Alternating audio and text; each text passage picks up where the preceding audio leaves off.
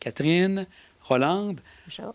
on est en pleine semaine de l'action bénévole, donc on va prendre un moment pour discuter de différents dossiers qui touchent l'Association bénévole de la Côte-de-Beaupré. Catherine, est-ce que pour cette semaine, il y a des activités spéciales qui sont prévues ou on est là pour vraiment remercier et mettre en valeur le travail qui est fait ici? Oui, donc il y a plusieurs centres d'action bénévole au Québec qui mettent en place certaines activités pour mettre en valeur, faire rayonner le bénévolat. Donc nous, on veut surtout faire rayonner le bénévolat là, dans la communauté. Donc on veut surtout remercier nos bénévoles pour tout ce qu'ils font là, pour nous. C'est grâce à eux qu'on peut avoir autant de services là, pour les personnes aînées et vulnérables. Donc, on est vraiment reconnaissant là, pour ça. Et ça vaut la peine donc de voir quelques visages, parce que vous en avez plusieurs. C'est combien de bénévoles en tout pour l'association bénévole? Environ 60-70. Donc, Ouais. c'est quand même beaucoup pour un territoire qui couvre la Côte-de-Beaupré, donc de Saint-Tite-des-Caps à Bois-Châtel. Et vous avez à côté de vous Rolande. Alors, Rolande, je vais prendre un moment aussi. Vous êtes bénévole depuis combien de temps ici à l'association bénévole? Je suis arrivée à l'association bénévole en octobre 2018. Ah, déjà près de 7 ans déjà de fait. Mais j'ai durant la pandémie, j'ai comme pris, là, durant les 3 ans de pandémie, je me suis comme reculée un peu.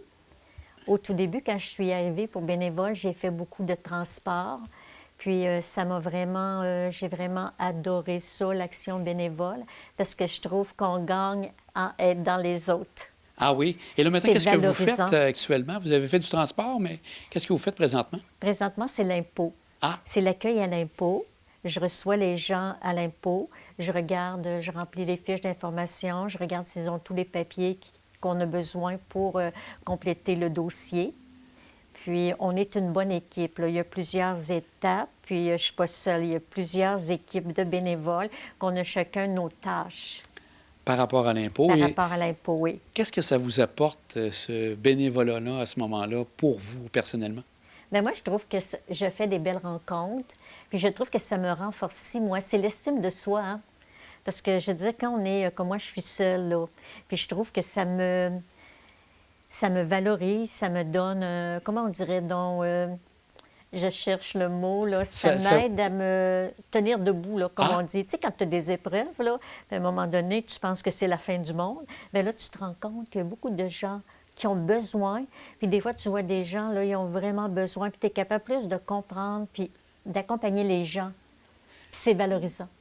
Et ça vous fait connaître sûrement Ça me fait beaucoup du de bien. personnes aussi. Ah, puis des hein? personnes vraiment extraordinaires. Puis je trouve qu'à l'association, les gens, c'est une super belle équipe. Tu sais, il y a de l'harmonie, il y a de l'amour. Tu viens ici, tu sais, tu te sens bien, là. Bien accueillis et bien Ah, guidés oui, de oui. ce que je comprends Ah oui, aussi. oui, c'est des gens formidables, oui. Et Catherine, c'est combien de personnes qui travaillent dans l'équipe, outre bien sûr la soixantaine de bénévoles, qui font partie de l'équipe de l'association bénévole? On est 10. Allez. Oh! Ça fait déjà quand même un bon groupe et vous êtes là pour les accompagner, appuyer les bénévoles. Exactement. Donc, on est une belle équipe, là, tous avec chacun notre rôle. Et on chapeaute, là, on s'assure que tout se déroule bien, que les jumelages entre les bénévoles et les bénéficiaires se fassent bien, que les bénévoles aussi soient bien. On a une coordonnatrice là, des bénévoles, donc Gabrielle, que vous avez d'ailleurs déjà rencontrée. Donc, elle s'assure là, que chaque bénévole qui arrive puisse avoir une opportunité là, qui correspond à ses intérêts. Là. Puis avoir le nombre à 60, donc les gens sont contents de continuer. Je prends le cas de vous, Rolande. Qu'est-ce que ça apporte à la communauté, selon vous, tout ce bénévolat? C'est sûr que la communauté ont besoin de bénévoles parce que les services au niveau gouvernemental et tout, on sait que les services, il y a beaucoup de manque, là, manque d'argent, manque de beaucoup de choses. Donc, ça prend des bénévoles. Et c'est important, comme vous dites. C'est très important. Puis, ce que j'aime à l'association, c'est que plusieurs, on peut aller dans différents volets. Comme moi, j'ai suivi une petite formation avec Fondation Âge pour être sentinelle, pour accompagner des gens, puis être capable de voir, tu sais, les gens qui ont une problématique, puis pouvoir les référer aux gens de l'association qui vont les diriger vers les bonnes ressources. C'est comme des lunettes roses qu'on dit, là. Tu regardes un peu, puis tu peux détecter un peu cette personne-là, vraiment, elle aurait besoin un petit peu d'aide, tu sais. sans résoudre le problème, parce que c'est pas mon rôle non plus. Non, c'est là. ça. C'est mon rôle, c'est d'aller Les accompagner et les amener. accompagner, puis les amener à aller trouver une ressource. Et il y en a plusieurs ici, Oui. justement, avec l'Association bénévole. Oui, Rolande, on voit beaucoup de retraités qui sont là comme bénévoles. oui. Est-ce que vous auriez un moyen d'amener de plus jeunes, parce que c'est toujours intéressant, les aînés sont là, donnent un bon Oui. coup de pouce, mais d'amener de nouvelles personnes qui viendraient ajouter et maximiser tout ça, cette aide-là, à ce moment-là? Moi, j'essaie. Quand je vois des gens, des fois, comme des fois à l'impôt, je vois des gens qui vont me dire « Ah, moi, j'ai perdu mon conjoint et tout. » Puis, tu sais, je fais une petite jasette. Je leur dis « Savez-vous qu'il y a, vous pouvez venir ici voir, il y a du bénévolat, venez consulter ici. » Tu sais, je veux dire, je donne une petite ouverture que je peux. Mais on a fait un comité pour l'an passé, pour le comité pour, voyons, le salon des aînés. Ah oui? Puis deux jeunes qui se sont ajoutés. Ah ben c'est déjà bien, là. Donc, Puis, comme vous j'ai dites... amené une personne dans mon secteur. Là, mais j'ai essayé de recruter du monde. Ah ben c'est Non, bien. mais tu sais, non, mais tu sais, je veux dire, pour une activité, les personnes, tu sais, je veux dire, on était une belle équipe. C'est bien. Une belle équipe de 8 personnes, là, qui, oui. Et Catherine, si les gens, justement, en écoutant ce qui va se passer cette semaine, ont le goût de s'impliquer, qu'est-ce qu'ils ont à faire? En fait, pour toutes les personnes intéressées à se joindre à notre belle équipe, on compose le 418-827-8780, le poste 102. Donc, ce sera ma collègue Gabrielle, notre coordonnatrice des bénévoles, qui pourra vous répondre et vous accueillir là, au sein de l'équipe. Bien, mesdames, un grand merci à vous deux. Un grand merci surtout vous, Rolande, pour tout ce que vous faites comme bénévole. Vraiment Merci à gentil, merci. Catherine aussi pour justement bien coordonner le tout. Un merci à vous deux, puis on va vous souhaiter une belle semaine Merci. à l'Action bénévole. Merci. Merci. Richard, Jocelyne, un grand merci pour prendre un moment pour discuter de bénévolat en lien avec la semaine de l'Action bénévole qui se déroule actuellement. Donc, je voulais voir en tout premier lieu, je vais commencer avec vous, Richard. Quel type de bénévolat vous faites ici à l'Association bénévole de la Côte-de-Beaupré? En fait, moi, je donne un petit coup de main à la popote, la livraison des plats qui sont préparés, là, de la nourriture dans différentes municipalités. Puis je travaille aussi au portionnement, là, c'est-à-dire préparer, diviser la nourriture pour les mettre dans les plats puis les livrer par la suite. C'est principalement les choses que je fais avec une très belle équipe là, sous la supervision là, de Gabriel. Puis un bel esprit d'équipe, ça c'est pas mal intéressant. Fait que 3 fois par semaine, là, le lundi, mercredi, vendredi, on prépare les repas à l'ancienne auberge des Pères et Dames touristes. Puis là, par la suite, on fait les livraisons. Il y a 4 secteurs de livraison avec différentes personnes qui livrent les repas auprès des gens qui en ont besoin. Et ça fait combien de temps que vous faites ça maintenant? Moi, ça fait 2 ans là, que je me suis impliqué là-dedans. Ouais. J'ai commencé suite à... En fait, j'entendais parler de l'association bénévole, puis je trouvais ça intéressant là, de donner un petit coup de main à la communauté, parce qu'il y a différents services aussi là, qui sont donnés par l'association bénévole. Puis, bon, je suis allé rencontrer les gens, puis ça a cliqué assez vite. Puis, tranquillement, j'ai embarqué dans la popote. Là, j'avais le goût aussi de me déplacer. J'aime ça, me promener sur la côte, c'est tellement beau. Fait que moi, je fais le secteur de Saint-Tite-Saint-Féréol. Fait que, autant en hiver qu'en été. Fait que c'est toujours merveilleux. Là, les oies qui arrivent, les oies qui repartent. Et ainsi de suite. aussi. Oui, c'est ça. Puis les gens sont toujours un beau sourire. Là. On vient aider les gens aussi en même temps. Bon, il y en a qui ont des besoins particuliers. Puis c'est toujours agréable de rencontrer les gens. Puis on fait aussi un petit peu de dépistage là, pour s'assurer que tout va bien. Puis si jamais, on voit qu'il y a des petits besoins spécifiques là, qui se pointent, bien, là, on fait référence à Gabriel. Jocelyne, pour vous, à ce moment-là, Bonjour. au niveau de ce que vous faites comme bénévolat, ça ressemble à quoi l'association bénévole? Moi, je suis à l'accueil et je réponds au téléphone pour diriger les gens. On leur propose des horaires puis tout ça là, pour le transport, mais c'est souvent pour des transports médicaux.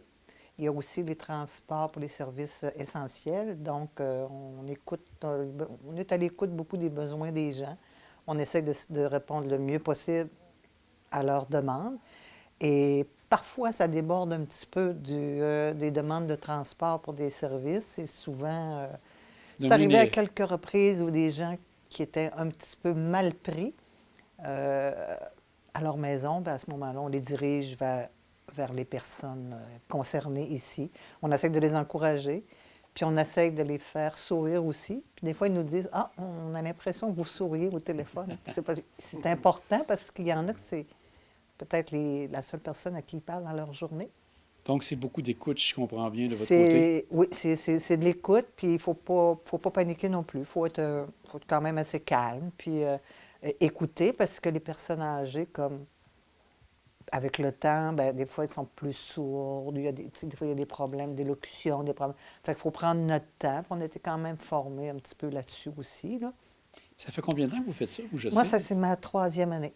3e année déjà? Oui, c'est ma 3e année. Je fais les lundis, puis parfois les vendredis. Puis j'aime beaucoup ça parce que j'ai l'impression de rendre service, là. Oui, c'est ça que je voulais voir avec vous. Ouais. Ça vous apporte justement un plaisir d'aider les gens, j'ai bien compris? Oui, j'ai été sensibilisée à ce monde-là quand même depuis longtemps. Mon père étant à travailler au centre d'accueil de Saint-Tite-des-Caps. Ma mère a fait une 40aine d'années de bénévolat. C'était avec elle que j'ai commencé à l'hôpital Sainte-Anne pour la Fondation. Puis après ça, quand ma mère est décédée en 2021, je prenais ma marche, je ne reste pas très loin. Puis je suis venue voir Gabriel. J'ai dit, je vais venir redonner ce que la société m'a donné. Donc, c'est vraiment... C'est valorisant de c'est toute valorisant façon. de votre part et c'est valorisant ce que vous faites aussi en plus. Richard, vous, qu'est-ce que vous apporte ce bénévolat? Bien, en fait, cette forme d'entraide-là, c'est sûr que c'est gratifiant. C'est sûr qu'on aime ça. Mais moi, c'est surtout le contact avec les gens. Là. Ah oui? Ouais. C'est vraiment C'est vrai ça. que- Ça vous fait du bien aussi? D'aider, mais de recevoir aussi... Ben, c'est sûr que dans le contexte où... où on vit, l'entraide, tout ça, la générosité, c'est des valeurs qui sont très importantes. Je pense qu'il faut continuer à les diffuser comme telles. Puis aussi, c'est ça, tu sais, quand les gens s'adressent à l'association bénévole parce qu'ils ont des besoins particuliers, bien, ça prend aussi des gens en arrière qui vont être capables de répondre à ces besoins-là, tu sais. Fait que ça c'est d'embarquer dans cette chaîne-là, là, tu sais, de rendre service. Ouais, ça, je trouve ça important.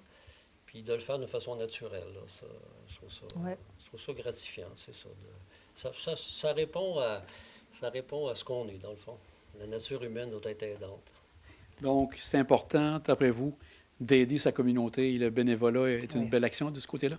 Oh oui, définitivement, définitivement. Tu sais, je pense que quand on regarde là, tout le désengagement du gouvernement dans différents secteurs, malheureusement, là, c'est sûr que pas de bénévoles, il y a des gens qui ont encore beaucoup plus de misère. Là. Tu sais, je prends juste l'action d'apporter des repas à des personnes qui en ont besoin, ou pas qu'ils sont nécessairement démunis, mais ils ont perdu un peu la capacité de se faire des repas, et ainsi de suite. Tu sais, fait que c'est sûr que ça répond à un besoin. Puis une action bénévole comme celle-là vient juste renchérir tout ça, parce que les gens aussi ont une capacité financière à payer. Puis la popote, elle répond à ça aussi. Et vous, Jocelyne, donc, comme vous dites, c'est important aussi pour la communauté, Oui, et puis ce bénévolat. les besoins sont grands et de plus en plus diversifiés. On s'aperçoit, en tout cas, moi, depuis 3 ans, là, il y a des clientèles qui viennent de l'extérieur. On a des nouveaux arrivants. C'est important de se mettre à jour là-dessus aussi. Puis De bien les accueillir. De bien les accueillir. Ils nous sont souvent référés.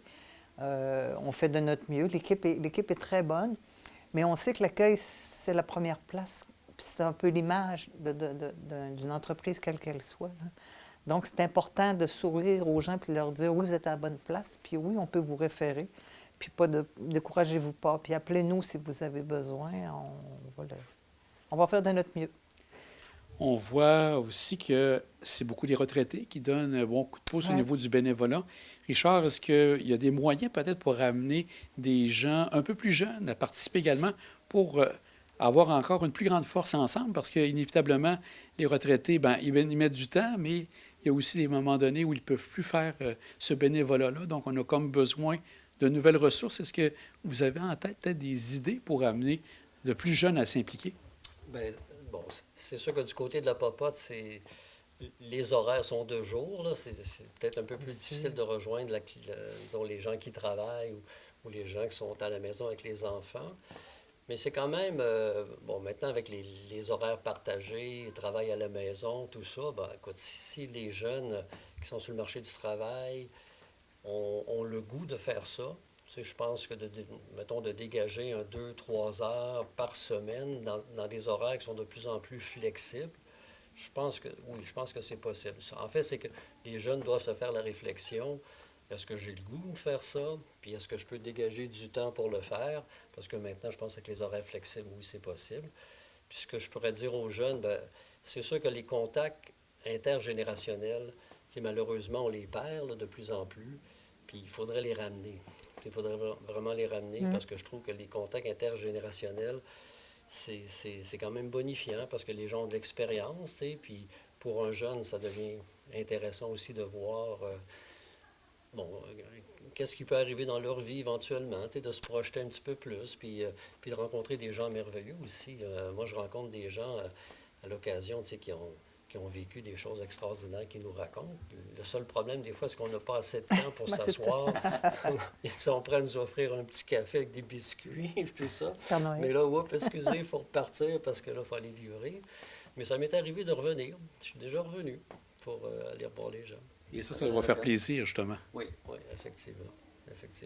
Et vous, Jocelyne, est-ce que vous voyez des moyens pour amener ces jeunes à peut-être s'impliquer davantage dans la communauté? D'en parler autour de nous, d'en parler dans les réseaux sociaux aussi. Les jeunes sont sur les réseaux sociaux. On est sur les réseaux sociaux beaucoup. De plus en plus, les informations sont là. Il y a des services comme l'impôt et tout ça, puis on voit, moi j'accueille les gens, je fais aussi un petit peu de rapport d'impôt, là, puis je les accueille, puis c'est de tous âges, c'est vraiment de tous les âges. Puis à ce moment-là, on leur dit, bien, si vous connaissez quelqu'un qui veut s'impliquer, puis ça a donné qu'à un moment donné, il y a un monsieur qui est revenu, puis il était pas très vieux, là, une quarantaine d'années, là, puis il dit, moi j'aurais du temps, il est en congé de maladie, je sais pas. Et des fois, c'est pas vraiment, comme vous disiez tantôt, quelques heures, et quelques ça fait heures, déjà un gros plus. Mais d'en parler, je pense qu'on en parlait dans nos familles, puis de voir, en tout cas, moi j'en parle, je dis pas, puis on n'en parle pas pour se mettre de l'avant, on en parle pour dire, il y a un besoin, le besoin en bénévolat, il est là, il est de plus en plus grand, il est de plus en plus demandant, de plus en plus diversifié, comme je disais tout à l'heure. Puis moi, je pense que les jeunes là, autour de nous autres, s'ils n'entendent parler, puis s'ils nous voient aller, il n'y a rien de mieux que de prêcher par l'exemple. Hein? Puis moi, comme je vous dis, j'ai baigné là-dedans avec mes parents. Donc, je ne vois pas pourquoi autour de nous, là, je suis dans ma famille, il y a beaucoup. Donc, c'est une suite logique pour vous. Oui, puis dans la famille aussi, là, il y a des aidants. Là. Vous connaissez un petit peu quelques personnes de ma famille, comme vous me disiez tout à l'heure. Puis de faire plaisir autour de nous, puis de prendre le temps de jeter un œil des fois chez le voisin ou de demander, puis de le dire, il n'y a pas trop lent qui existe. Quelqu'un qui est en maladie ou qui est en arrêt de travail, une période critique. Ça peut être utile pour un certain temps, comme vous dites. Ça peut être utile, les téléphones, tu sais, je vais aller à l'hôpital, restez-vous longtemps, aviez-vous un besoin de papa? Puis, OK, puis d'essayer de les faire parler, est-ce que vous sentez bien, est-ce que vous êtes... Mais d'en parler autour de nous, je pense qu'il n'y a rien de mieux que le bouche à oreille pour d'attirer les gens, qu'ils soient jeunes ou moins jeunes. Oui, exactement. Marie-Richard, Jocelyne, un grand merci de ce que vous faites dans la communauté. Ça fait plaisir. Les gens l'apprécient beaucoup et je pense que ça vaut la peine de remercier dans cette semaine importante d'Action bénévole, de voir ces gens qui donnent du temps pour les autres. Un grand merci à vous deux, puis merci. On vous remercie d'avoir pris du temps pour répondre à mes questions. Ça fut un plaisir. Oui, c'est ça. C'est un plaisir. Puis les gens nous le disent aussi quand ils appellent. Merci d'être là pour nous. On se le fait dire souvent aussi. Merci à vous de diffuser tout ça. Oui.